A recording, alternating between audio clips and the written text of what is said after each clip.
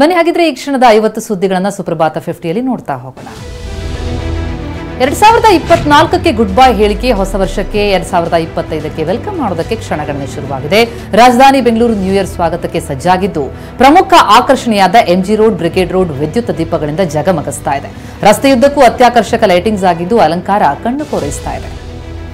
ಬೆಂಗಳೂರು ನಗರ police commissioner B Dayanand ನಿನ್ನೆ ರಾತ್ರಿ MG ರಸ್ತೆ, ಬ್ರಿಗೇಡ್ ರಸ್ತೆಗೆ ಭೇಟಿ ನೀಡಿ ಪರಿಶೀಲನೆ ನಡೆಸಿದ್ದಾರೆ.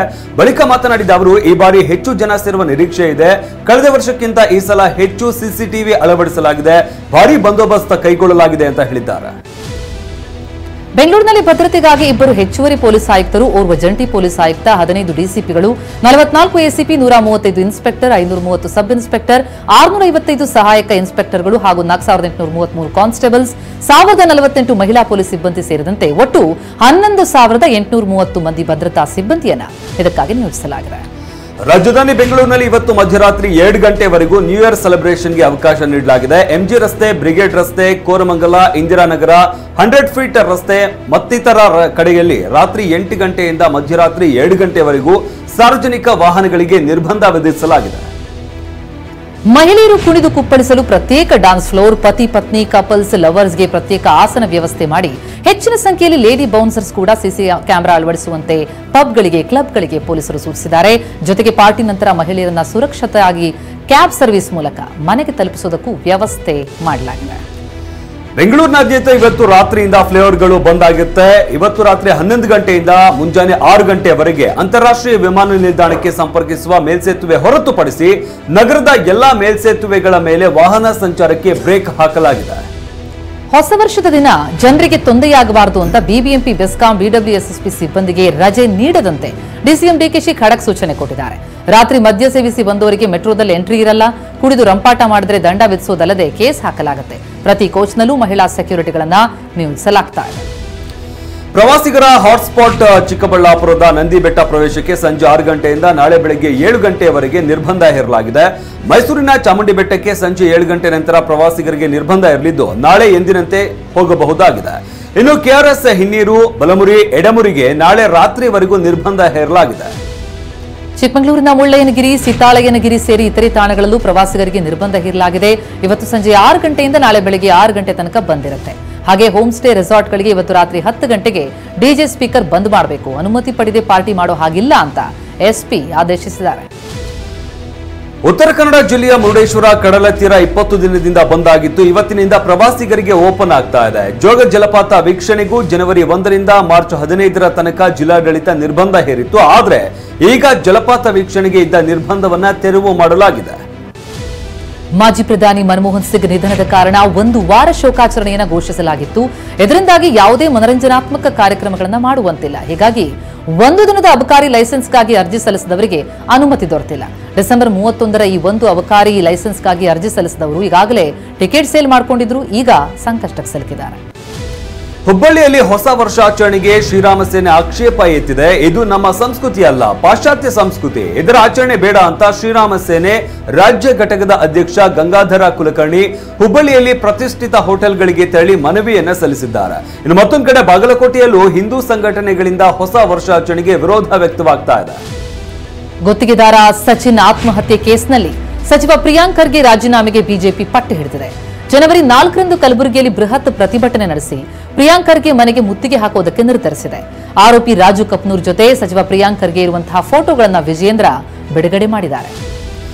ಗುತ್ತಿಗೆದಾರ ಸಚಿನ್ ಡೆತ್ ನೋಟ್ನಲ್ಲಿ ಆಂದೋಲನ, ಸಿದ್ದಲಿಂಗ ಸ್ವಾಮೀಜಿ ಸೇರಿದಂತೆ ಬಿಜೆಪಿ ಮುಖಂಡರ ಹತ್ಯೆಗೆ ಸುಪಾರಿ ಕೊಟ್ಟಿರುವ ಬಗ್ಗೆ ಉಲ್ಲೇಖಿಸಲಾಗಿದೆ. ಸೊಲ್ಲಾಪುರ ಸುಪಾರಿ ಕಿಲ್ಲರ್ಗಳನ್ನ ಬಾಡಿಗೆಗೆ ಪಡೆದ ಬಗ್ಗೆ ಉಲ್ಲೇಖಿಸಲಾಗಿದೆ. ಸಿಎಂ ಸಿದ್ದರಾಮಯ್ಯ ಇದರ ಬಗ್ಗೆ ಸಿಬಿಐ ತನಿಖೆಗೆ ಆದೇಶ ಮಾಡಿದ್ರೆ ಒಳ್ಳೆಯದು ಅಂತ ವಿಜಯೇಂದ್ರ ಆಗ್ರಹಿಸಿದ್ದಾರೆ. ಜವಾಬ್ದಾರಿಯುತ ಸಚಿವರಾಗಿದ್ದರೆ ಪ್ರಿಯಾಂಕ ಖರ್ಗೆ ನಾನ್ಯಾಕೆ ರಾಜೀನಾಮೆಯನ್ನು ಕೊಡಬೇಕು ಅಂತ ಹೇಳ್ತಾ ಇರಲಿಲ್ಲ. ರಾಜು ಕಪ್ನೂರ್ ಗ್ರಾಮೀಣಾಭಿವೃದ್ಧಿ ಸಚಿವ ಪ್ರಿಯಾಂಕ್ ಖರ್ಗೆ ಆಪ್ತ, ಅದಕ್ಕಾಗಿ ನಾವು ಖರ್ಗೆ ರಾಜೀನಾಮೆ ಕೇಳ್ತಿದ್ದೀವಿ, ಸಿಬಿಐ ತನಿಖೆ ಕೇಳ್ತಿದ್ದೀವಿ. 12 ಕೋಟಿ ಟೆಂಡರ್ ಕೊಡಿಸ್ತೇನೆ ಅಂತ ಲಂಚಕ್ಕಾಗಿ ಪೀಡಿಸಿದ್ದಕ್ಕೆ ಸಚಿನ್ ಆತ್ಮಹತ್ಯೆ ಮಾಡಿಕೊಂಡಿದ್ದು ಅಂತ ವಿಜಯೇಂದ್ರ ಆರೋಪಿಸಿದ್ದಾರೆ. ಎಷ್ಟೇ ಚೀರಾಗ್ಲಿ, ಬಟ್ಟೆ ಹರ್ಕೊಳ್ಳಿ, ರಾಜೀನಾಮೆ ಪ್ರಶ್ನೆ ಇಲ್ಲ ಅಂತ ಬಿಜೆಪಿ ಆರೋಪಗಳಿಗೆ ಸಚಿವ ಪ್ರಿಯಾಂಕ್ ಖರ್ಗೆ ತಿರುಗೇಟು ನೀಡಿದ್ದಾರೆ. ಯಾವುದಾದ್ರೂ ದಾಖಲೆ ಇದ್ರೆ ತೋರಿಸಲಿ, ನನ್ನ ರಾಜೀನಾಮೆ ಕೇಳೋದಕ್ಕೆ ವಿಜಯೇಂದ್ರನ್ನು ಸುಪ್ರೀಂ ಕೋರ್ಟ್ ಅಂತ ಪ್ರಶ್ನಿಸಿದ್ದಾರೆ. ಬಿಜೆಪಿ ರಾಜ್ಯಾಧ್ಯಕ್ಷ ವಿಜಯೇಂದ್ರಗೆ ಪ್ರಿಯಾಂಕ್ ಖರ್ಗೆ ತಿರುಗೇಟನ್ನ ನೀಡಿದ್ದಾರೆ. ಸಚಿವೆ ಲಕ್ಷ್ಮೀ ಹೆಬ್ಬಾಳ್ಕರ್ ವಿರುದ್ಧ ಸಿಟಿ ರವಿ ಅಶ್ಲೀಲ ಪದ ಬಳಕೆ ಆರೋಪ, ಬಂಧನ, ಬಿಡುಗಡೆ, ರಾತ್ರಿಯಿಡೀ ಸುತ್ತಾಟ, ಈ ಹೈಡ್ರಾಮಾ ಈಗ ರಾಜ್ಯಪಾಲರ ಅಂಗಳ ತಲುಪಿದ್ದು. ಪ್ರಕರಣಕ್ಕೆ ಸಂಬಂಧಪಟ್ಟಂತೆ ಬಿಜೆಪಿ ನಿಯೋಗ ಈ ಹಿಂದೆ ರಾಜ್ಯಪಾಲರಿಗೆ ದೂರು ಕೊಟ್ಟಿತ್ತು. ನಿನ್ನೆ ಸಿಟಿ ರವಿಗೆ ಬುಲಾವ್ ಕೊಟ್ಟಂತಹ ಹಿನ್ನೆಲೆಯಲ್ಲಿ ರಾಜ್ಯಪಾಲರಿಗೆ ಪ್ರಕರಣದ ಸಂಪೂರ್ಣ ವಿವರಣೆಯನ್ನ ನೀಡಿದ್ದಾರೆ. ಸಿಟಿ ರವಿ 8 ಪುಟಗಳ ದೂರನ್ನ ಕೊಟ್ಟಿದ್ದಾರೆ.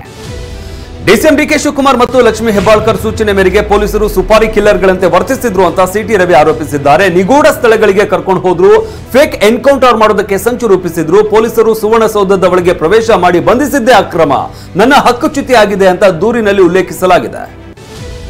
ಡಿಕೆಶಿ ಸೂಚನೆಯಂತೆ ಪೊಲೀಸರು ಸುಪಾರಿ ಕಿಲ್ಲರ್ಗಳಂತೆ ವರ್ತಿಸಿದ್ರು ಅಂತ ಸಿಟಿ ರವಿ ದೂರು ಕೊಟ್ಟಿದ್ದು. ಈ ಬಗ್ಗೆ ಡಿಸಿಎಂ ಡಿಕೆಶಿ ಪ್ರತಿಕ್ರಿಯಿಸಿದ್ದಾರೆ.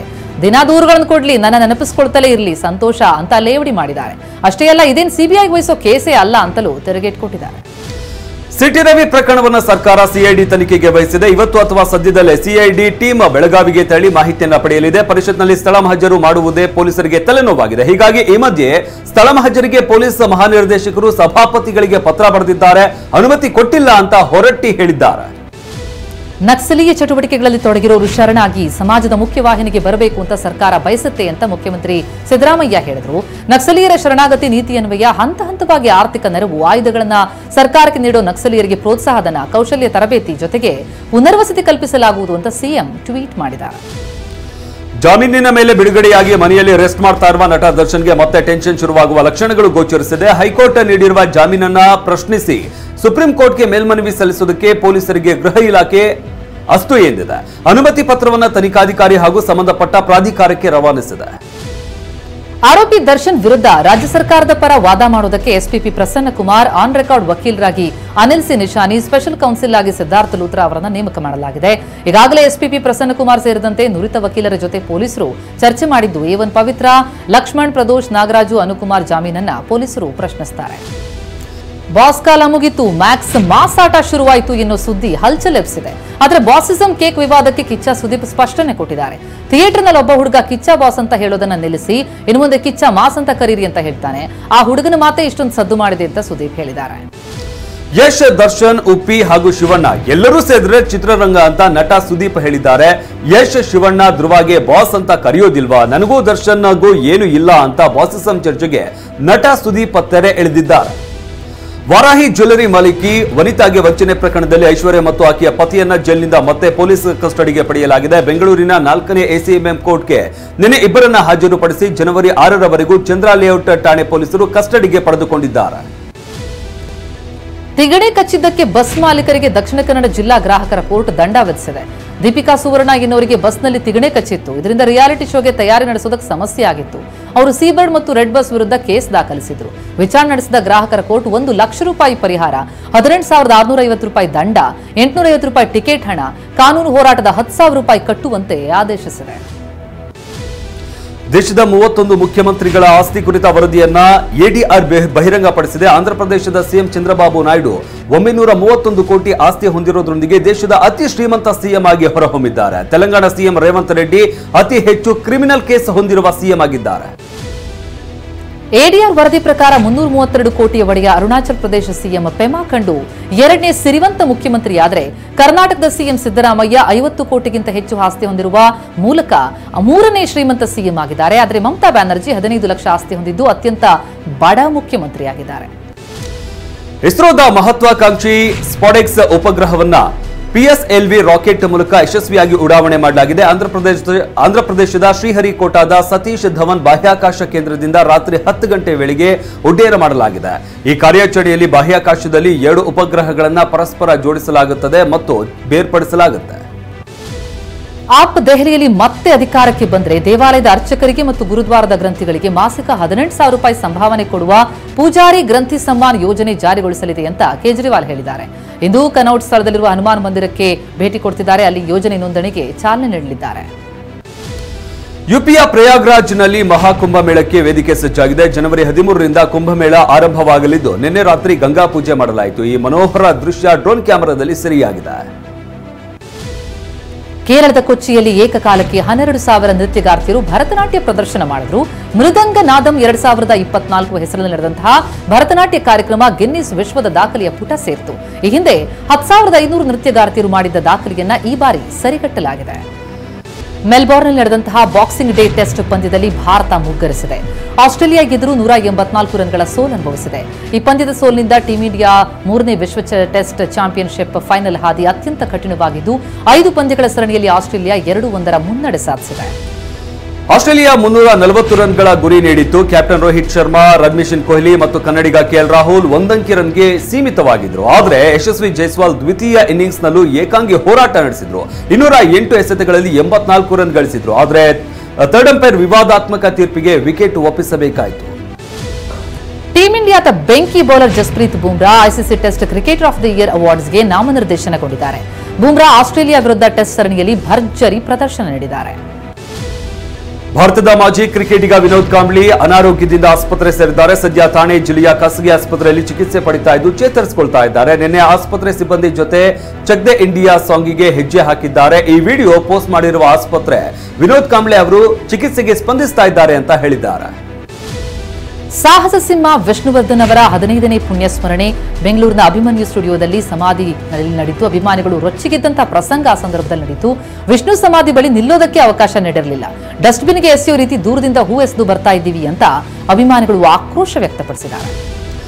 ಬರ್ತ್ಡೇ ಬೆಂಗಳೂರಿನಲ್ಲಿ ಇರೋದಿಲ್ಲ ಅಂತ ರಾಕಿಂಗ್ ಸ್ಟಾರ್ ಯಶ್ ಪೋಸ್ಟ್ ಮಾಡಿದ್ದಾರೆ. ಸಿನಿಮಾ ಕೆಲಸದ ನಿಮಿತ್ತ ಊರಿನಲ್ಲಿ ಇರೋದಿಲ್ಲ. ನನ್ನ ಹುಟ್ಟುಹಬ್ಬಕ್ಕೆ ನೀವು ತೋರುವ ಅಭಿಮಾನ ಜವಾಬ್ದಾರಿಯುತ ಆಗಿರಲಿ. ಫ್ಲೆಕ್ಸ್ ಬ್ಯಾನರ್ಗಳ ಆಡಂಬರ ಮಾಡದೆ, ನನ್ನ ಮನಸ್ಸಿಗೆ ನೋವಾಗುವ ನಡವಳಿಕೆ ತೋರದೆ ನೀವು ಅರಸಿ ಅಂತ ಮನವಿ ಮಾಡಿದ್ದಾರೆ.